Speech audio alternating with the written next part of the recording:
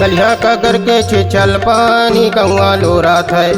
कलिया कागर के छेछल पानी कौआ लोरात है। कौआ लोरात है बाई देखे के वो मन बोला थे राम राम रे दो। कौआ लोरात है बाई देखे के वो मन बोला थे राम राम रे दो। कलिया कागर के छेछल पानी कौआ लोरात है। कलिया कागर के छेछल पानी कौआ लोरात है। कौआ लोरात है दाऊ देखे के मन मोर बोला थे राम राम रे दो। कौआ बोला थे दाऊ देखे के मन मोर बोला थे राम राम रे दो।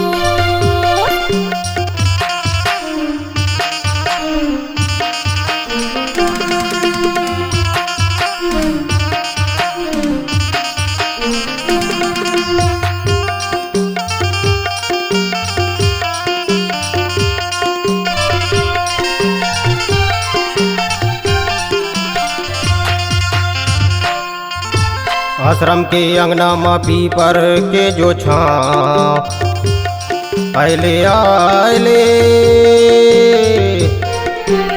आश्रम के अंगना में पीपर के जो छाँव आइले आइले। कलिया कागर के छेछल पानी कौआ बोला थे। कलिया कागर के छेछल पानी कौआ लोरा थे। कौआ लोरा थे बाई देखे के वो मन बोला थे राम राम रे दो। कौआ बोला थे दाऊ देखे के मन मोर बोला थे राम राम रे दो।